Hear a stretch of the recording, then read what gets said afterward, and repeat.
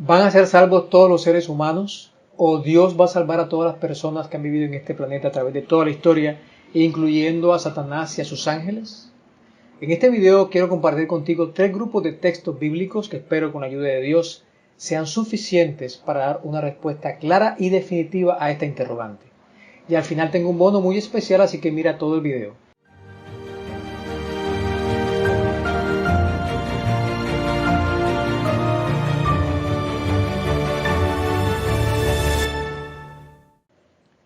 ¿Es verdad o es mentira que Dios va a salvar a todas las personas y también a Satanás y a sus ángeles? O más bien, los seres humanos tenemos, mientras estamos vivos, la oportunidad de aceptar a Jesús como Salvador, y después de muertos ya no hay posibilidad de aceptarlo. La respuesta a esta pregunta es de trascendental importancia, porque de eso depende nuestra salvación. Existen muchas personas hoy en día que están confundidas y preocupadas acerca de esto. Y por esa razón decidí hacer este video que comparto con ustedes ahora. Vamos a comenzar leyendo un salmo muy valioso al respecto de este estudio. Es el Salmo 119-160. Pero antes de leerlo, quiero que hagamos una oración. Por favor, oremos. Padre querido, cuando nos disponemos a estudiar tu santa palabra, te pedimos que nos permitas acercarnos a ella con reverencia, y también te suplicamos que tu Santo Espíritu nos ilumine para entenderla y conocer cuál es la verdad que tú tienes para nosotros. Te lo suplicamos en el nombre de Jesús nuestro Salvador. Amén. El Salmo 119-160 dice: La suma de tu palabra es verdad, y eterno es todo juicio de tu justicia. La Biblia de Jerusalén traduce: el conjunto de tu palabra es la verdad. Lo que esto quiere decir es que cuando estudiamos algún tema bíblico debemos siempre tratar de explorar todo lo que la Escritura dice sobre ese tema, todo, completamente todo, si es posible escribirlo, sistematizarlo y después con oración o simultáneamente con oración estudiar todo lo que la Escritura dice sobre eso. Pero además de ello es necesario que comparemos el estudio de cada tema con las otras enseñanzas de la Biblia, de qué forma se relacionan, qué implicaciones tiene aceptar una u otra idea y cómo afecta una doctrina, una creencia a la otra.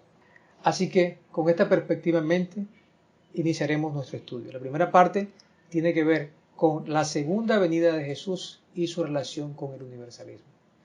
Comenzaremos leyendo Segunda de Pedro capítulo 3 versículo 9, un versículo muy conocido que dice: El Señor no retarda su promesa según algunos la tienen por tardanza, sino que es paciente para con nosotros, no queriendo que ninguno perezca, sino que todos procedan al arrepentimiento.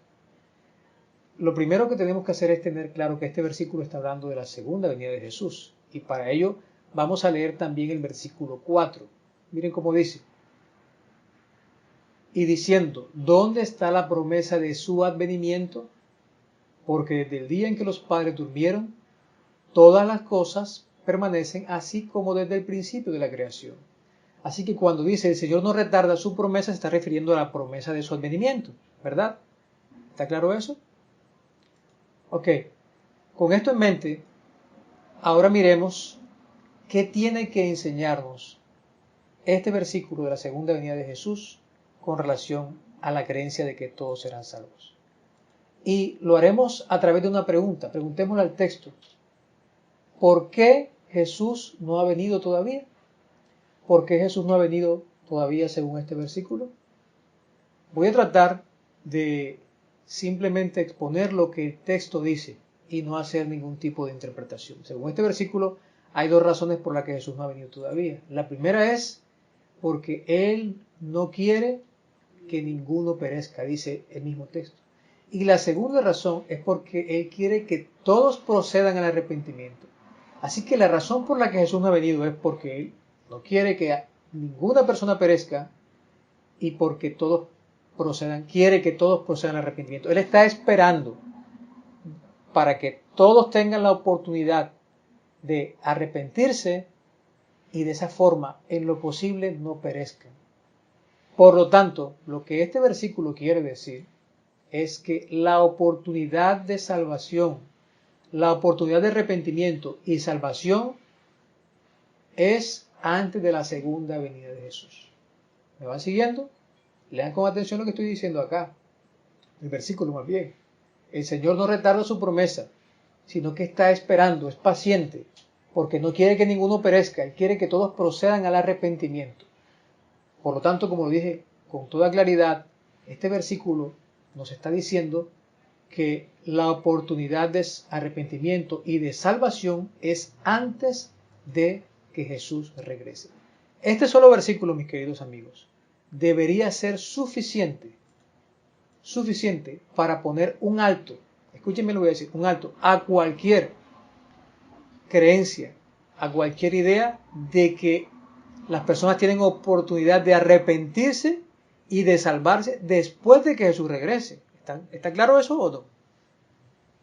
Debería poner un alto. Nosotros deberíamos, solamente con este versículo, podríamos poner un alto a cualquier idea que sugiera o que diga que las personas pueden arrepentirse y ser salvas después de que Jesús regrese.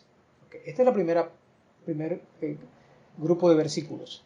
El siguiente que veremos tiene que ver con las plagas. Con las plagas. ¿Qué tienen las plagas que enseñarnos? ¿O qué relación tienen las plagas con la creencia universalista o de que todos serán salvos? Vamos a comenzar leyendo un versículo significativo con relación a esto. Y es Éxodo 5:2, muy conocido, y dice así: Y Faraón respondió: ¿Quién es Jehová para que yo oiga su voz y deje ir a Israel? Yo no conozco a Jehová ni tampoco dejaré ir a Israel. ¿Es verdad lo que Faraón está diciendo aquí? ¿No conocía él a Dios? Por lo menos Faraón, como rey de Egipto, debía conocer la historia de Egipto, debería conocer que hubo un israelita cuyos descendientes estaban ahora esclavos en Egipto, un israelita, José, que Dios utilizó para salvar a Egipto del hambre y salvar a una buena parte del mundo por una hambruna que pasó por 7 años, ¿verdad? Así que es bastante probable que él conocía la historia y también conocía de ese Dios que hizo el milagro. Quiero llamar la atención aquí a la palabra que está resaltada en rojo. La palabra que dice aquí conozco es una palabra hebrea, yadá, que significa conocer por experiencia propia. Así que, en vista de que Faraón dice esto, ahora Dios decide darse a conocer a Faraón a través de las plagas. Vamos a decirlo así de forma breve. De dos maneras. Quería darse a conocer en cuanto a que Él es quien sostiene el mundo con su poder, primeramente. Hay un asunto muy importante sobre esto. Apocalipsis capítulo 7, versículos 1 al 3 dice que hay 4 ángeles que retienen los vientos en los 4 ángulos de la tierra. Es una forma simbólica de decir que Dios, a través de sus ángeles y de su poder, es quien mantiene en equilibrio este mundo. Pensemos por un momento, si Dios dejara de ejercer su poder restrictivo sobre el mal, ¿qué pasaría con este mundo? O su poder que mantiene la energía, las fuerzas unidas, todo sería un caos. Así que Dios le va a mostrar a Faraón que Él es quien mantiene el mundo en orden, en equilibrio, y lo hace por una razón que también veremos. Y la segunda forma en que Dios se quiere dar a conocer es que su misericordia es para siempre. Vamos a ver que a través de las plagas Dios le muestra a Faraón que Él es un Dios misericordioso para con todas las personas y también incluyéndolo a él y a los egipcios. Así que vamos a repasar brevemente estas 10 plagas que son conocidas. Solo veremos algunos apuntes. En la primera plaga, la de sangre, sabemos bien que cuando Moisés, Dios lo utiliza para traer esta plaga, los magos hacen lo mismo y parece ser que el faraón piensa que esto que no era algo muy especial, sino que era simplemente una magia. Pero en la segunda plaga, la plaga de las ranas, ocurre algo interesante. Vamos a leer algunos versículos en estos momentos. Éxodo 8, 8 en adelante. Dice: Entonces Faraón llamó a Moisés y a Aarón y les dijo: Orad a Jehová para que quite las ranas de mí y de mi pueblo. No había dicho Faraón que no conocía a Dios. Ahora dice: oren a Jehová. Tenía un concepto acerca de la oración. Y también sabía que Dios podía escuchar y que Dios era el que tenía el control de lo que estaba pasando, ¿verdad? Así que parece que no era tan cierto lo que dijo, que no conocía a Dios. Y dijo Moisés a Faraón, escuchen esto porque esto es especial. Moisés le dice, dígnate indicarme cuándo debo orar. O sea, miren la especial atención que le coloca Dios a través de Moisés a la petición de Faraón. No solamente está dispuesto a escucharlo, sino dime cuándo quieres que ore. Y el Faraón dijo, mañana. Y Moisés respondió, se hará conforme a tu palabra. Y miren lo que viene, para que conozcas, ahí está en rojo nuevamente la palabrita, Yadá, para que conozcas que no hay como Jehová nuestro Dios. Así que Dios está dando a conocer, no conocías a Dios, bueno, ahora vas a conocerlo. Ese es el Dios que te escucha, que está dispuesto a perdonarte y a escuchar tu oración. Y clamó Moisés a Jehová tocante a las ranas que había mandado a Faraón. E hizo Jehová conforme a la palabra de Moisés. Esto es muy interesante, ¿verdad? La siguiente plaga, la tercera, es la plaga de los piojos. No vamos a hacer ningún comentario en esta plaga. Después viene la plaga de las moscas, y aquí leeremos algunos versículos. Y dijo Faraón, yo os dejaré ir para que ofrezcáis sacrificios a Jehová vuestro Dios en el desierto, con tal que no vayáis más lejos. ¿Qué dice ahora? Orad por mí. Nuevamente el Faraón pide que Moisés ore por él. Nos damos cuenta, como dije ya, que él tenía un conocimiento acerca de la forma en que el ser humano se relaciona con Dios. Y respondió Moisés, he aquí al salir yo de tu presencia, rogaré a Jehová. Entonces Moisés oró a Jehová, y Jehová hizo conforme a la palabra de Moisés. Miren algo interesante que está ocurriendo aquí. Moisés es quien es el intermediario entre Faraón y Dios. El Faraón le dice a Moisés, ora por mí, y Moisés ora a Dios y Dios responde la oración. Esto es muy importante porque ahorita vamos a ver algo relacionado con esto. La siguiente plaga es la plaga del ganado, no hay ningún comentario. La sexta, la plaga de las úlceras. Y en la séptima plaga ocurre también algo interesante, la plaga del granizo. Dice así, 9:27. Entonces Faraón envió a llamar a Moisés y a Aarón y les dijo, escuchen, he pecado esta vez. Jehová es justo y yo y mi pueblo impíos. ¿Nos damos cuenta? Ahora se revela que Faraón tenía un concepto claro acerca del pecado, que es oponerse a Dios en principio. Además dice, reconoce que él es quien está actuando mal. Jehová es justo y yo y mi pueblo somos impíos. El versículo 28 dice, orad a Jehová. Y una de las cosas más asombrosas es que dice, le respondió Moisés, tan pronto como salga yo de la ciudad, extenderé mis manos a Jehová, y los truenos cesarán, y no habrá más granizo. Y escuchen lo que viene, para que sepas, para que conozcas, es la misma palabra Yadá, que de Jehová es la tierra. Dios está dando a conocer a Faraón. La siguiente plaga, la octava, es la plaga de las langostas. Y leamos aquí algunos versículos. Éxodo 10:16 en adelante. Entonces Faraón se apresuró a llamar a Moisés y a Aarón y dijo, nuevamente, he pecado contra Jehová vuestro Dios y contra vosotros. Ahora se agrega un elemento más. Faraón reconoce que ha pecado contra su prójimo, contra Dios y contra su prójimo. Y ahora dice, más os ruego ahora que perdonéis mi pecado nuevamente. Pero agrega algo que es llamativo, que perdonéis mi pecado solamente esta vez. Parece que el Faraón mismo coloca un límite a la gracia de Dios, al perdón de Dios. Él lo coloca, porque Dios no le ha dicho que en ningún momento ni siquiera le ha recriminado. Cada vez que ha pedido que oren por él, ha orado. Miren en la parte de arriba de la presentación, en la segunda plaga, en la cuarta, orad por mí. Moisés oró, Dios respondió enseguida. En la séptima plaga, orad a Jehová. Y ahora en la octava plaga también. Así que él mismo es el que coloca el límite a la gracia de Dios. Y salió Moisés y oró a Jehová. Ahora en la novena plaga ocurre algo también muy interesante. Miren cómo dice Éxodo 10:28. Y le dijo Faraón, retírate de mí.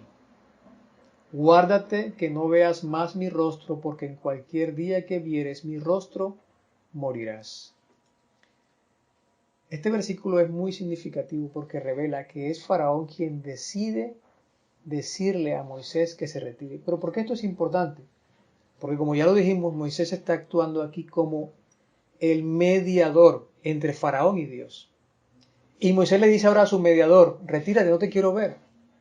Así que cuando Faraón hace esto, él queda sin la posibilidad de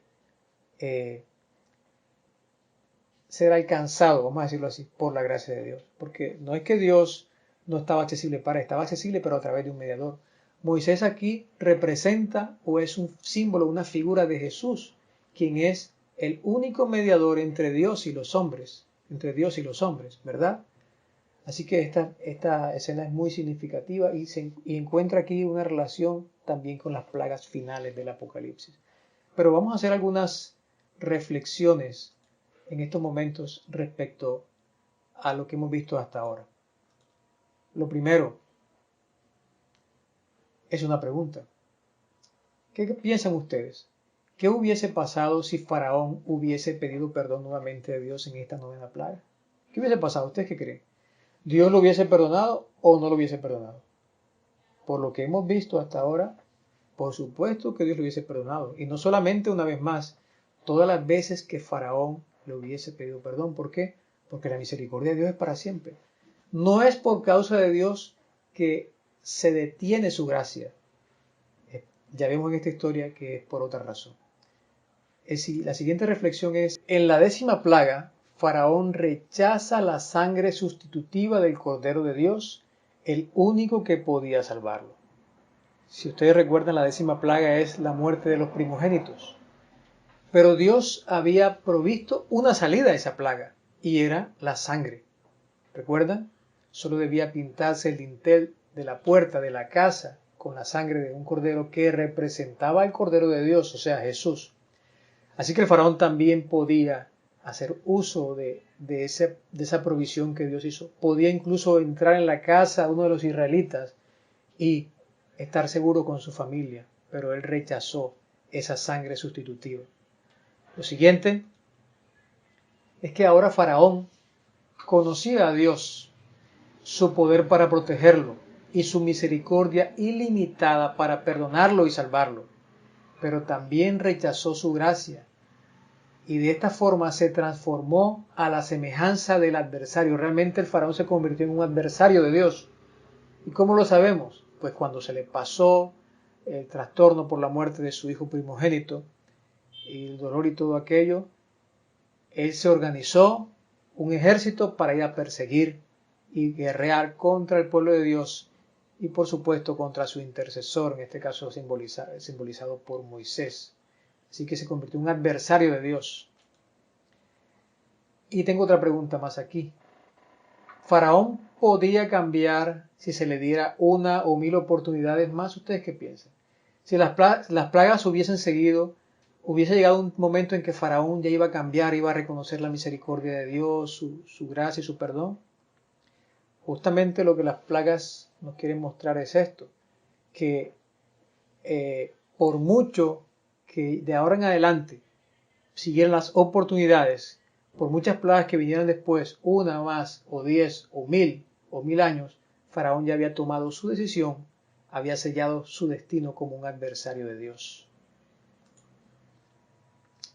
Y de pronto la pregunta más y la reflexión más importante en este segmento, y es, ¿será que la decisión del faraón cambia en algo el carácter de Dios? Escuchen bien, la decisión que el faraón tomó de no aceptar la gracia de Dios ni su perdón, ¿cambia en algo el carácter de Dios? Supongamos que Faraón si hubiese aceptado el perdón de Dios, se hubiese humillado y hubiese entregado su corazón o se hubiese dejado salvar por Dios. O, como vimos ahora, no lo aceptó. ¿Eso cambia en algo lo que es Dios? Mis queridos amigos, Dios es amor. Aunque los seres humanos aceptemos ese amor o lo rechacemos, Él sigue siendo amor. Lo que queda claro en las plagas es que Dios hace todo lo posible. No hay ni va a haber una persona en este planeta que pueda decir no tuve todas las oportunidades de ser salva. Las plagas finales de Apocalipsis tienen este mismo propósito, mostrar que Dios hará todo lo posible por salvar a todos los seres humanos y que al final, si alguien no se salva, es porque decidió no aceptar esa gracia salvadora a través de Jesucristo. La siguiente sección tiene que ver con el milenio. Si hay algo que es común en las creencias universalistas, como ya lo hemos mencionado, es que las personas tendrán la oportunidad de arrepentirse, de ser salvas, de ser transformadas después de que mueran. Pues bien, en la línea del universalismo cristiano, algunos creen que es durante el milenio que las personas que no aceptaron a Jesús en vida, no aceptaron la salvación de Dios en vida a través de Jesús, van a arrepentirse, van a ser convertidas por la gracia de Dios durante el milenio. Por lo tanto, es de suma importancia que estudiemos con cuidado este capítulo 20 de Apocalipsis. Son solo 15 versículos. Inicialmente quería leer todos los versículos, pero por cuestión de tiempo no lo voy a hacer. Pero sí voy a sugerirle a ustedes que en sus casas, con cuidado y con oración, lean todo este capítulo. Pero no lo lean solamente una vez, léanlo varias veces. Si les parece bien, consideren lo que estoy exponiendo aquí, repásenlo y determinen por ustedes mismos con la ayuda de Dios si esto que voy a decir es verdad o no es mentira, es así o no es así. Veamos los primeros 3 versículos en estos momentos. Vi a un ángel que descendía del cielo con la llave del abismo y una gran cadena en la mano. Y prendió al dragón, la serpiente antigua, que es el diablo y Satanás, y lo ató por 1000 años. Y lo arrojó al abismo y lo encerró, y puso sus sellos sobre él para que no engañase más a las naciones, hasta que fuesen cumplidos 1000 años. Y después de esto debe ser desatado por un poco de tiempo. Esto es lo que se conoce como el milenio. Ahora leeremos los versículos 4 al 6. Dice así. Y vi tronos, y se sentaron sobre ellos los que recibieron facultad de juzgar. Y vi las almas de los decapitados por causa del testimonio de Jesús y por la palabra de Dios, los que no habían adorado a la bestia ni a su imagen, y que no recibieron la marca en sus frentes ni en sus manos. Y vivieron y reinaron con Cristo 1000 años. Pero los otros muertos no volvieron a vivir hasta que se cumplieron 1000 años. Esta es la primera resurrección. Bienaventurado y santo el que tiene parte en la primera resurrección. La segunda muerte no tiene potestad sobre estos, sino que serán sacerdotes de Dios y de Cristo y reinarán con él 1000 años. En estos versículos quiero destacar que hay un contraste que ustedes pueden notar aquí entre dos grupos. Este grupo de acá arriba que dice que vivieron y reinaron con Cristo 1000 años. O sea, durante los 1000 años del milenio, ellos vivieron. Pero este grupo de acá abajo, los otros muertos se le llama, no volvieron a vivir hasta que se cumplieron los 1000 años. Así que tenemos dos grupos aquí. Los que viven durante los 1000 años y los otros que no volvieron a vivir hasta después de los 1000 años. Pero queda aquí algo que es necesario aclarar. ¿Qué quiere decir esta expresión no volvieron a vivir? ¿Se está refiriendo a que no volvieron a vivir espiritualmente hasta después de los 1000 años? ¿O no volvieron a vivir literalmente, o sea, a resucitar hasta después de los 1000 años? Esto es importante aclararlo porque algunas personas dicen que aquí se refiere a que no volvieron a vivir espiritualmente, pero que sí estaban vivos durante el milenio. Vamos a mirar un poco sobre esto. Y para hacerlo, les comparto que la palabra que se traduce aquí como volvieron a vivir es el término griego anasao. El término griego anasao es traducido en esta versión Reina Valera como volvieron a vivir. Esta palabra griega tiene un código, se llama código Strong, G326. Ustedes pueden buscar en un diccionario bíblico Strong, sea impreso, sea en PDF, sea por internet. Aquí he colocado una dirección web en la descripción. Usted puede entrar a esa dirección web, hacer scroll hacia abajo y ahí en un cuadro de búsqueda que aparece puede introducir el código G326. Cuando usted incluya ese código y le dé buscar, el diccionario va a arrojarle en qué parte de la Biblia, en este caso el Nuevo Testamento, aparece esa misma palabra, en qué parte se usa. Así que lo que le va a presentar el diccionario es lo que le voy a presentar yo aquí a continuación. Aparece 5 veces o es utilizada 5 veces esta palabra en el Nuevo Testamento, anasao. Lucas 15:24 dice, porque este mi hijo muerto era y ha revivido, se había perdido y es hallado, y comenzaron a regocijarse. Versículo 32 dice, mas era necesario hacer fiesta y regocijarnos, porque este tu hermano era muerto y ha revivido, se había perdido y es hallado. Como podemos darnos cuenta, en esta parábola el término anasao es utilizado para referirse a revivir espiritualmente, porque el hijo pródigo no estaba muerto físicamente, sino que estaba muerto espiritualmente. En Romanos 7:9 dice, y yo sin la ley vivía en un tiempo, pero venido el mandamiento, el pecado revivió y yo morí. Aquí podemos darnos cuenta que al utilizarse para el pecado que no es una persona, anasao se usa de una forma figurada. El pecado revivió. Y en Romanos 14:9 dice, porque Cristo para esto murió y resucitó y volvió a vivir, para ser Señor así de los muertos como de los que viven. En este versículo la palabra anasao se refiere a volver a vivir de forma literal, físicamente. ¿Cómo lo sabemos? Porque Jesús había muerto físicamente y además de eso, él no podía morir espiritualmente, pues nunca pecó. En resumen, podemos decir que anasao se usa de 3 maneras. Para referirse a revivir espiritualmente, para referirse a revivir en sentido figurado cuando no se aplica a una persona y también para revivir de manera literal. Por lo tanto, aquí tenemos en los mismos versículos encontramos la clave para saber cómo entender o cómo saber de qué manera usa la Biblia anasao. Y en negrita, subrayado, destaco que cuando se usa anasao para referirse a una muerte espiritual, entonces anasao habla de revivir espiritualmente, como en Lucas, caso de Lucas, los versículos de acá arriba, del hijo pródigo.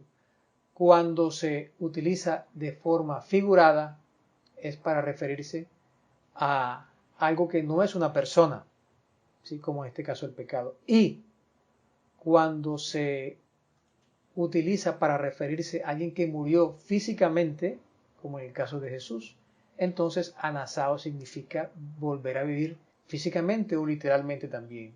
Me van siguiendo, ¿verdad? La pregunta que nos queda ahora entonces por hacernos es, ¿de qué manera es utilizado anasao en Apocalipsis 25? ¿Se está refiriendo a revivir espiritualmente? ¿Se está refiriendo a revivir en sentido figurado o a revivir literalmente? Porque, como lo mencioné hace un rato, pues algunas personas dicen que los que rechazaron la salvación estarán vivos durante el milenio, físicamente hablando, pero estarán muertos espiritualmente. Así que aquí revivir después del milenio quiere decir, según ellos, que van a aceptar a Jesús como Salvador y van entonces a tener vida espiritual. Pero ¿cómo podemos responder a esta pregunta? ¿De qué manera usa anasao Apocalipsis 25? Podría argumentarse mucho sobre esto, pero yo solamente voy a colocar una pregunta aquí para tratar de dar respuesta a esta interrogante. Y es, ¿están muertos la mayoría de los que han rechazado la salvación en estos momentos? Y me refiero a todos aquellos que han vivido en la historia. Todos los que han vivido en la historia que han rechazado la salvación, ¿están muertos en estos momentos? Están muertos, ¿verdad? Así que por lo tanto ellos necesitan resucitar físicamente también. Así que esto nos da un indicio.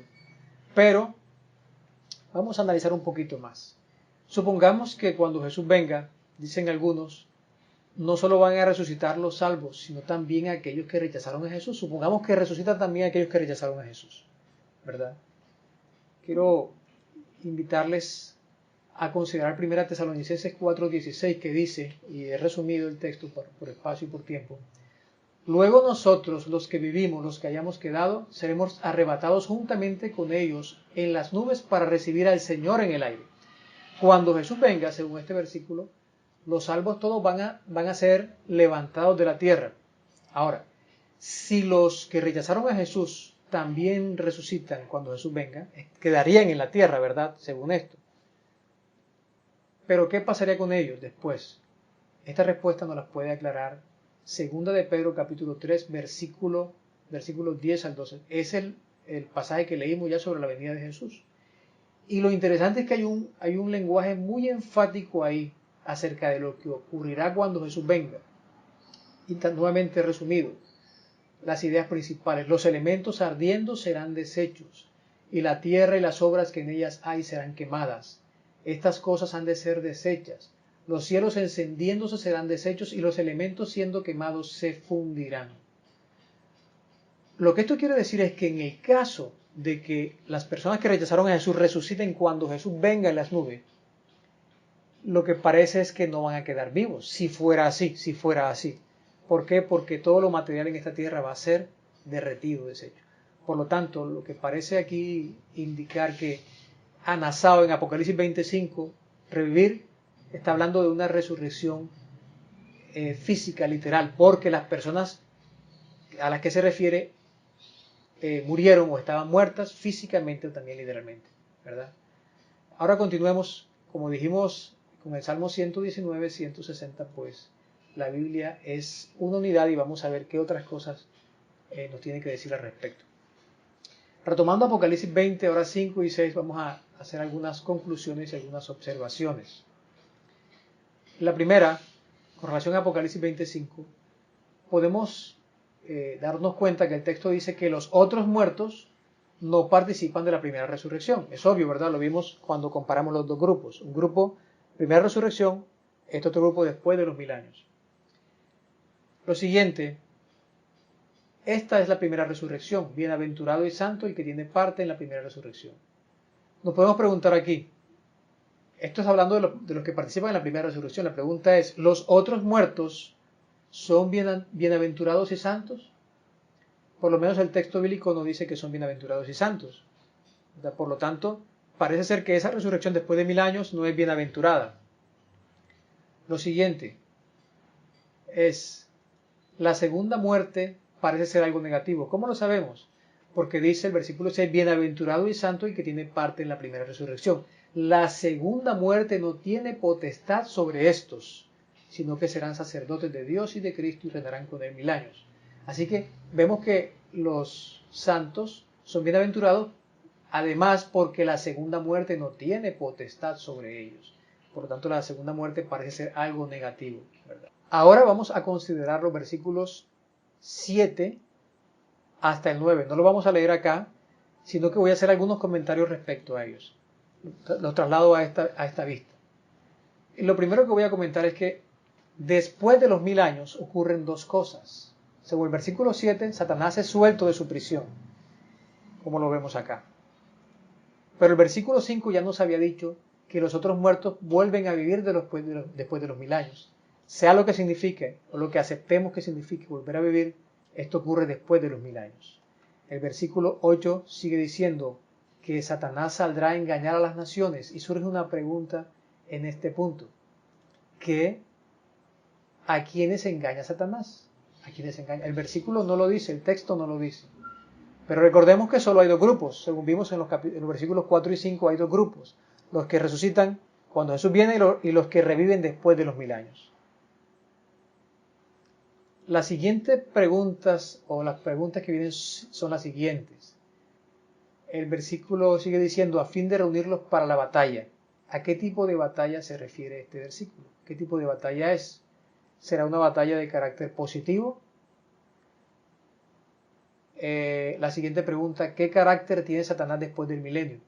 Porque estamos viendo que él sale a engañar a las naciones, reúne a esas naciones para hacer guerra contra los santos. Parece ser que es una batalla de características negativas. Y también nos damos cuenta que Satanás, su carácter parece que no ha cambiado. Y la otra pregunta es, ¿qué carácter tienen los que están con él, los que están con Satanás? Obviamente han sido engañados, van con él a la batalla,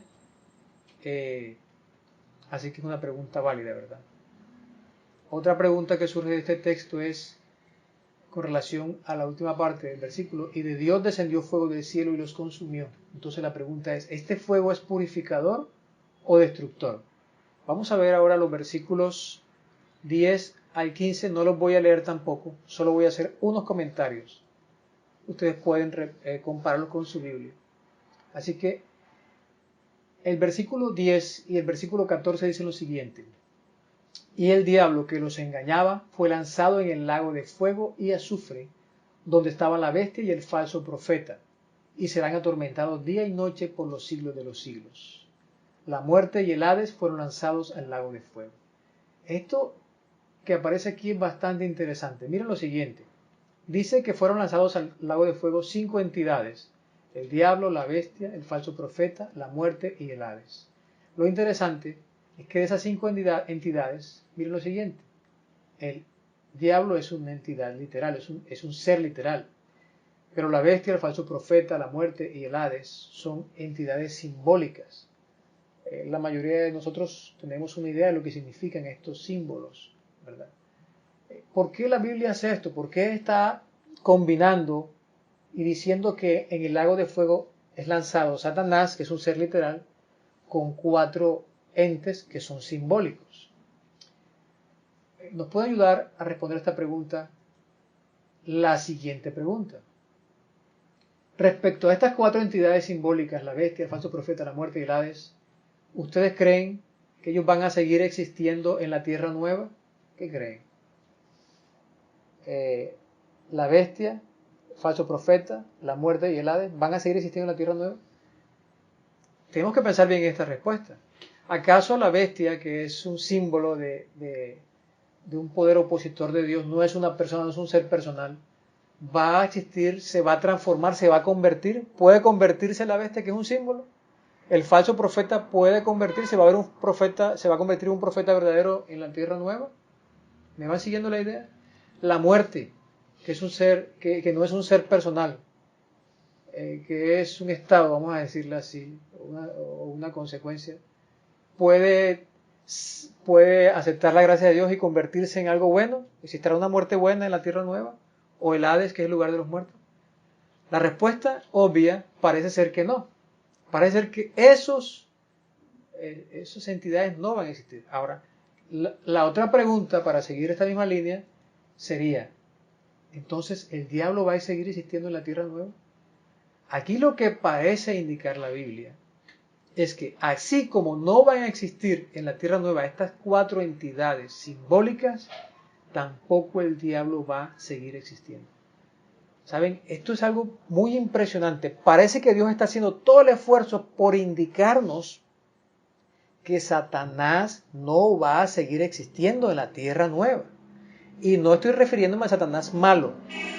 Por eso Dios utiliza, parece, esta metodología. Así como no se puede convertir en la bestia, el falso profeta, la muerte, el Hades, no se pueden convertir en algo bueno, no pueden ser ganados por la gracia, no van a aceptar a Jesús como Salvador, tampoco el diablo lo va a hacer. Alguien podría decir: no, es que no va a existir el diablo, pero sí va a existir el Luzbel, por decir algo, ya ha cambiado de carácter. No, la Biblia está enfatizando que no va a existir, así como estos tampoco van a existir en la tierra. ¿Ok? Porque cuando vemos el conjunto podemos tener mucho más claro eso. Sin embargo, aquí no hemos terminado. Con relación a la segunda muerte, dice, cuando leemos, estos fueron lanzados al lago de fuego, esta es la muerte segunda. Lo que esto nos quiere decir es que ser lanzados al lago de fuego es lo mismo que la muerte segunda. Ahí lo dice el mismo texto. Estos fueron lanzados al lago de fuego, esta es la muerte segunda. Así que la muerte segunda es lo mismo que ser lanzado al lago de fuego. Y ahora, para rematar esta sección, miren lo siguiente. Cuando dice: y el que no se halló inscrito en el libro de la vida fue lanzado en el lago de fuego. Lo que encontramos aquí es que el lago de fuego, que es la misma muerte segunda, es lo opuesto a la vida. O sea, al libro de la vida, porque en el libro de la vida están los que tienen vida. Entonces, el que no se halló inscrito en el libro de la vida, ¿qué pasó con él? Fue lanzado al lago de fuego. Es lo opuesto, es lo contrario. Por lo tanto, lo que podemos tener claro es que el lago de fuego, la muerte segunda, implica la cesación de la vida. No hay vida ahí, no está escrito en el libro de la vida. Dios está queriendo ser enfático. Obviamente el Señor sabía que al final de los tiempos, todo el tiempo, pero al final de los tiempos iba a haber un énfasis especial en esta idea de que las personas podían seguir viviendo aún al rechazar a Jesús estando vivos. Y esa no es lo que la Biblia enseña, no es lo que el milenio enseña. En el milenio no va a ocurrir eso, nadie se va a transformar, nadie va a convertirse. Muy bien, hasta aquí les he compartido los 3 grupos de textos que les dije. Ahora vamos a ver el bono prometido. Mientras estudiaba el capítulo 20, el capítulo del milenio, noté algunas cosas que llamaron mi atención y quiero compartirlas con ustedes en estos momentos. Una de ellas es el énfasis que se hace en el engaño. Es el capítulo 20, presten atención, del milenio. Y esa palabra para engaño aparece 8 veces en Apocalipsis, 4 para Satanás. De esas 4, 3 aparecen en el capítulo 20. Pareciera que Dios quiere decirnos algo muy importante. Leamos, por ejemplo, que dice, permítame, y prendió el dragón, la serpiente antigua, que es el diablo y Satanás, y lo ató por 1000 años, y lo arrojó al abismo y lo encerró y puso su sello sobre él para que no engañase más. Satanás se le pone un sello para que deje de engañar. Pero sigue diciendo, más adelante, cuando los 1000 años se cumplan, Satanás es suelto de su prisión. Cuando es suelto de la prisión y se le quita el sello, o cuando es suelto de la prisión por lo menos, ¿qué dice que hace Satanás? Automáticamente o enseguida trata otra vez de engañar. Nos está revelando aquí la Biblia, nos está enfatizando Dios que no ha habido cambio en el carácter de Satanás. Después de los 1000 años que ha tenido para reflexionar, para pensar en todo lo que ha hecho en el pecado, no ha habido cambio en su carácter. Esto es lo que está enfatizando aquí. El mismo carácter de engaño que tenía, lo tiene nuevamente. Sale a engañar. Y también se menciona la palabra engaño cuando es echado al lago de fuego. Ahora, este pasaje también está conectado de forma muy especial con el capítulo 12 de Apocalipsis, también muy conocido, dice, y tiene un elemento que los hace muy similares. Miren lo que está encerrado acá, lo que está destacado. Se usa la misma expresión para referirse a Satanás, el dragón, la serpiente antigua, que se llama Diablo y Satanás, en ambas, y también se enfatiza el engaño. Esa es la 4ª vez que aparece la palabra engaño para Satanás en Apocalipsis. Así que hay una relación muy interesante entre esa serpiente antigua y el engaño que se mantiene ahí. Los estudiosos de Apocalipsis están casi unánimes en aceptar que este libro está conformado casi completamente por otras partes de la Biblia, alusiones, citas de otras partes de la Biblia. Y cuando leemos acerca de Satanás como la serpiente antigua, es inevitable que nuestra mente vaya inmediatamente, ¿a dónde? Al libro de Génesis, donde aparece por primera vez la serpiente. ¿Qué quiere decirnos Dios con esta relación? Porque esto no es algo casual. ¿Existe algún otro texto que menciona a la serpiente con relación al engaño? Pues sí, aparece un texto más. Y es en 2 Corintios capítulo 11, versículo 3. Dice el apóstol Pablo, pero temo que como la serpiente con su astucia engañó a Eva, ¿se dan cuenta? La relación entre la serpiente y el engaño está aquí. Surge automáticamente la necesidad de una pregunta. ¿De qué manera? ¿Cómo engañó la serpiente a Eva? ¿Cómo fue que la serpiente engañó a Eva? Es la pregunta. Porque, repito, el Apocalipsis está tratando de hacer una conexión entre el capítulo 20 y el capítulo 12, históricamente, 2 Corintios y Génesis, con relación a la serpiente y el engaño. Tenemos que preguntarnos entonces, ¿cómo fue que la serpiente engañó a Eva? Y la respuesta la encontramos en el versículo 4. Cuando la serpiente le dijo a la mujer, no moriréis, a pesar de que Dios le había dicho que sí iba a morir. Esto es muy importante y muy interesante, ¿verdad? ¿O de qué otra forma engañó la serpiente a la mujer? También le dijo, seréis como Dios, y tiene relación con esto, porque solo Dios es inmortal. No moriréis. Así que no hay ninguna duda de que ese engaño, no moriréis, o esa fue la forma en que Satanás engañó, o la serpiente engañó a la mujer. Pero hay algo más que llamó mi atención, y miren lo siguiente. podemos notar que hay un hilo conductor, desde Génesis hasta Apocalipsis. Esto de pronto muchos lo sabían, ¿verdad? Pero quiero notar algunas cosas interesantes. Este hilo conductor nos puede indicar varias cosas.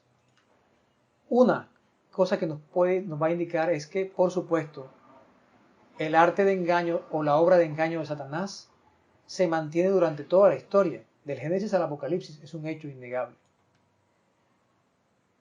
Otra cosa que nos puede indicar es que este engaño original,